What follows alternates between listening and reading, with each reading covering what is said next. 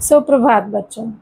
पिछले वीडियो में आपने यद, जिसका अर्थ होता है जो, का, स्त्रीलिंग, पुल्लिंग और नपुंसकलिंग तीनों ही लिंगों के रूप सीखे। आज मैं आपको सर्व अर्थात सब का, जो कि एक सर्वनाम शब्द है, का तीनों ही लिंगों में अर्थात पुल्लिंग में, नपुंसकलिंग में बताऊंगी। तो चलिए, सबसे पहले मैं सर्व शब्द के रूपों को लिखती हूँ, फिर मैं उसको आपको याद करना, सबसे पहले पढ़ना और फिर उसके बाद याद करना बताती हूँ। चलिए पहले लिखते हैं।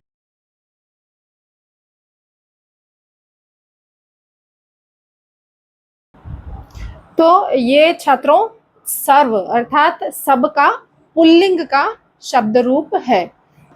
अब इसका रूप बालक के रूप के समान चलता है। अब जैसे आपने अकारांत पुल्लिंग का कोई भी रूप याद कर रखा है, चाहे आपने राम का रूप याद किया हो या आपने बालक का रूप याद किया हो। मैंने आपको बालक का रूप अपने पिछले वीडियो में बताया था, तो अगर आपको बालक का रूप नहीं याद है तो आप वहां जाकर याद कर सकते हैं। जब आप कोई एक अकारांत पुल्लिंग का रूप याद कर लेंगे तो बस उसी प्रकार से ये रूप भी हमारा बनेगा। तो कैसे बन रहा है हमारा ये रूप? शब्द हो गया प्रथमा विभक्ति का बालकः, बालकौ, बालका। तो इसका हो गया सर्वः, सर्वौ, सर्वा। बालकम, बालकौ, बालकान। तो सर्वम, सर्वौ, सर्वान। फिर हो गया तृतीया विभक्ति में बालकेन, बालकाभ्याम, बालकैः। यहाँ पे हो गया सर्वेण, सर्वाभ्याम, सर्वैः। चतुर्थी विभक्ति हो गया सर्वस्मै, सर्वाभ्याम, सर्वेभ्यः। पंचमी विभक्ति हो गया सर्वस्मात्, सर्वाभ्याम, सर्वेभ्यः। षष्ठी विभक्ति हो गया सर्वस्य, सर्वयोः, सर्वेषां। सप्तमी विभक्ति हो गया सर्वस्मिन्, सर्वयोः, सर्वेषु। अब क्योंकि छात्रों ये हमारा सर्वनाम का शब्द है, ये संज्ञा का शब्द नहीं है, इसलिए यहाँ पर अष्टमी विभक्ति अर्थात की संबोधन कारक नहीं होगा। यहाँ पर सिर्फ और सिर्फ जैसे हमारे सर्वनाम के रूप चलते हैं, 7 विभक्तियां होती हैं, बस उसी प्रकार से इसमें भी 7 विभक्तियां होंगी। तो अब हम इसको एक बार पढ़ते हैं। पहले मैं आपको पढ़ना बताती हूँ, फिर हम एक बार इसको फिर से दोहरा करके याद करेंगे। सर्वः, सर्वौ, सर्वा। सर्वम, सर्वौ, सर्वान्। सर्वेण, सर्वाभ्याम, सर्वैः। सर्वस्मै, सर्वाभ्याम, सर्वेभ्यः। सर्वस्मात्, सर्वाभ्याम, सर्वेभ्यः। सर्वस्य, सर्वयोः, सर्वेषां।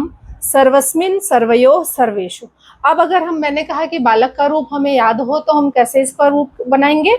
बालकः, बालकौ, बालकाः। बालकम, बालकौ, बालकान्। बालकेन, बालकाभ्याम, बालकैः। बालकाय, बालकाभ्याम, बालकेभ्यः। बालकात्, बालकाभ्याम, बालकेभ्यः। बालकस्य, बालकयोः, बालकानां। बालके, बालकयोः, बालकेषु। ये हो गया रूप छात्रों।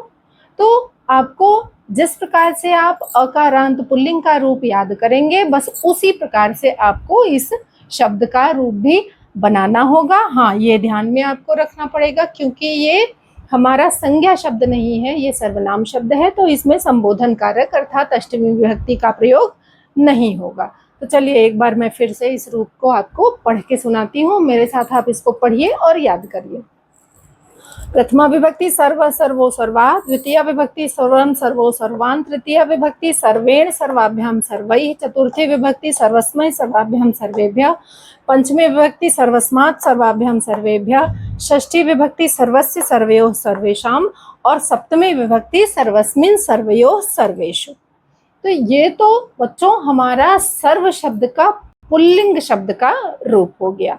अब इसके साथ ही मैं आपको नपुंसकलिंग का शब्द का रूप बताते हुए चलती हूँ, क्योंकि आपको पूरा का पूरा यही रूप याद करना पड़ेगा, सिर्फ 2 विभक्तियां अलग होंगी, जैसा कि हम हमेशा जानते हैं।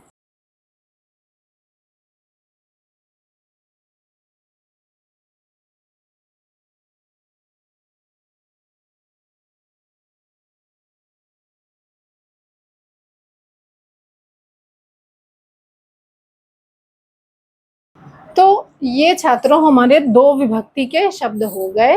नपुंसक लिंग के कौन कौन से हो गए? सर्वम सर्वे सर्वाणी, सर्वम सर्वे सर्वाणी। बाकी का हो गया सर्वेण सर्वाभ्याम सर्वैः, सर्वस्मै सर्वाभ्याम सर्वेभ्यः, सर्वस्मात् सर्वाभ्याम सर्वेभ्यः, सर्वस्य सर्वयो सर्वेषां, सर्वस्मिन् सर्वयो सर्वेषु।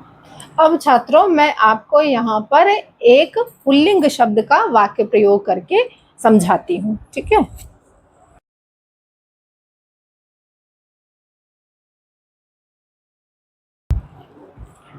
हम लेते हैं चतुर्थी विभक्ति एक वचन का शब्द सर्वस्मय।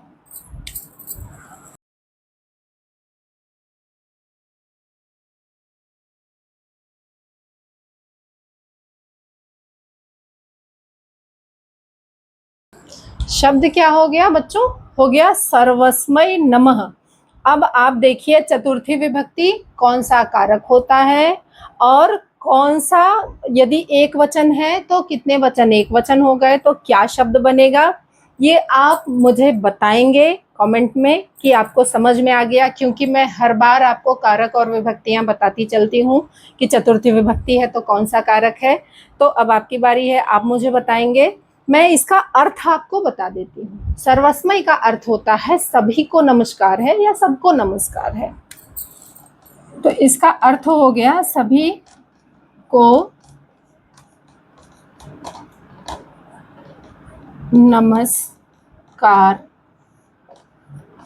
है। अब आप मुझे बताएंगे कि चतुर्थी विभक्ति है तो कौन सा कारक होगा और उसका क्या चिन्ह होगा, उस प्रकार से कौन सा शब्द बनेगा, और नपुंसक लिंग का क्या वाक्य होगा, एक वाक्य का प्रयोग भी आप मुझे बताएंगे जो कि आपका होमवर्क होगा। ठीक है छात्रों, तो फिर आशा करती हूँ कि आपको ये शब्द रूप याद हो गया होगा। धन्यवाद बच्चों।